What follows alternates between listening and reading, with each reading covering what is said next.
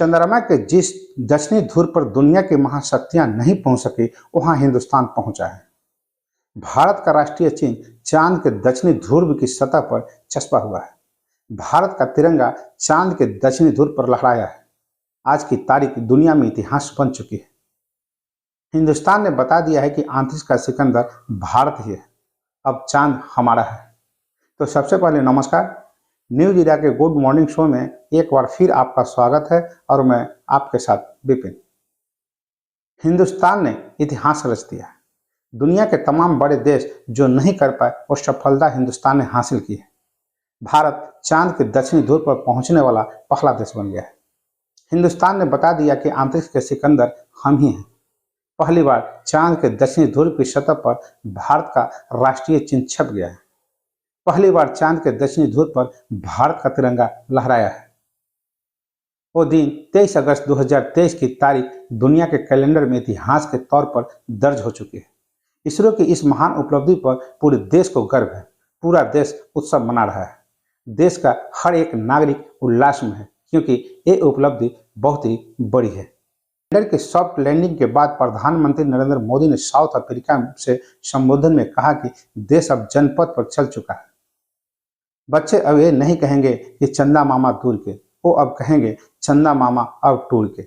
इतनी बड़ी सफलता पर देश में महोत्सव हो रहा है। सतीश धवन अंतरिक्ष केंद्र में सबकी निगाहें अंतरिक्ष में अटकी हुई थी। लोग दम थामे देख रहे थे कि चंद्रयान 3 का लैंडर विक्रम चांद की सतह को चूम रहा है। जैसे ही विक्रम ने चांद की जमीन पर लैंडिंग की, वैसे ही देश खुशियों से झूम उठा। श्री हरिकोटा से हरिद्वार तक जश्न ही जश्न मनाया जाने लगा।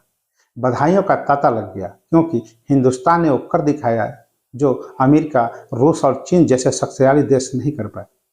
भारत पृथ्वी के एकमात्र प्राकृतिक उपग्रह चांद के दक्षिणी ध्रुव पर पहुंचने वाला दुनिया का पहला देश बन गया। विक्रम की चांद की सतह पर सॉफ्ट लैंडिंग के साथ ही सॉफ्ट लैंडिंग की तकनीक में महारत पाने भारत चौथा देश बन गया। इससे पहले अमेरिका, चीन और पूर्व सोवियत संघ ही ये उपलब्धि हासिल कर सके थे। चांद पर विक्रम लैंड हुआ और थोड़े इंतजार के बाद लैंडर विक्रम ने रोवर प्रज्ञान बाहर निकला। इसी प्रज्ञान के जरिए चंद्रमा के रहस्य खुलेंगे। प्रज्ञान ने ही चांद की सतह पर हिंदुस्तान का राष्ट्रीय चिन्ह छाप दिया। भारत ने चंद्र क्रांति कर दी। आज भारत का दम दुनिया देख रही है और भारत के वैज्ञानिकों का लोहा भी मान रही है।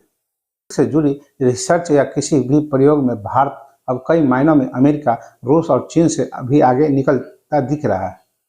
इसी साल जून में प्रधानमंत्री मोदी जब अमेरिका के पहले राजकीय दौरे पर गए थे, उस समय प्रधानमंत्री नरेंद्र मोदी और अमेरिकी राष्ट्रपति जो बाइडेन के बीच अंतरिक्ष के क्षेत्र में दोनों देश के बीच बड़ा समझौता हुआ था। भारत ने आर्टेमिस संधि में शामिल होने का फैसला किया था, जिसके तहत अमेरिकी अंतरिक्ष एजेंसी नासा और भारतीय अंतरिक्ष अनुसंधान संगठन यानी 2024 में अंतर्राष्ट्रीय अंतरिक्ष स्टेशन के लिए एक संयुक्त स्पेस मिशन पर सहमत हुए। अब दुनिया के महाशक्ति अमेरिका और विश्व गुरु भारत दोनों एक साथ मिलकर अंतरिक्ष की पहेलियां सुलझाएंगे। इंडियन स्पेस एसोसिएशन की पहली सालगिरह के मौके पर दिल्ली में इंडिया स्पेस सम्मेलन में केंद्रीय मंत्री डॉक्टर जितेंद्र सिंह ने कहा था कि 2025 तक भारत की अंतरिक्ष अर्थव्यवस्था का आकार $1280 करोड़ यानी करीब 1.05 लाख करोड़ रुपए तक पहुंच जाएगा। इसमें बड़ी संख्या में उपग्रहों के प्रशिक्षण और प्राइवेट सेक्टर की भागीदारी की अहम भूमिका होगी। अंतरिक्ष में भारत की उड़ान को लगातार पंख लग रहे हैं, लेकिन अंतरिक्ष के क्षेत्र में भारतीय इतिहास का सबसे गर्व का पल वो रहा जब 3 अप्रैल 1984 को भारत के पहले अंतरिक्ष यानी राकेश शर्मा ने इतिहास रचा। राकेश शर्मा सोवियत संघ के सेतुल यान से अंतरिक्ष में पहुंचे थे। भारतीय वायुसेना में पायलट राकेश शर्मा को 1982 में अंतरिक्ष यात्रा के लिए चुना गया था, जो एक इसरो और सोवियत इंटरकोमोसेस स्पेस कार्यक्रम का संयुक्त कार्यक्रम था। राकेश शर्मा ने अंतरिक्ष में 7 दिन 21 घंटे और 40 मिनट का समय बिताया था। पहले अंतरिक्ष यात्री राकेश शर्मा से जब तत्कालीन प्रधानमंत्री इंदिरा गांधी ने पूछा था कि आपको अंतरिक्ष से भारत कैसा लग रहा है, तो उन्होंने कहा था, सारे जहां से अच्छा वो हिंदुस्तान हमारा। जो वैज्ञानिक उस समय मौजूद थे वो आज भी वो लम्हा याद कर रोमांचित हो उठते हैं। वैज्ञानिक ओपी गुप्ता ने कहा कि अंतरिक्ष में भारत के नाम जो उपलब्धियां हैं उसकी लंबी फेहरिस्त है। अब भारतीय वैज्ञानिकों की प्रतिभा के इस गान अंतरिक्ष में भी गूंज रहे हैं। तो बस अभी के लिए इतना ही। तो हमें आज्ञा दीजिए। नमस्कार।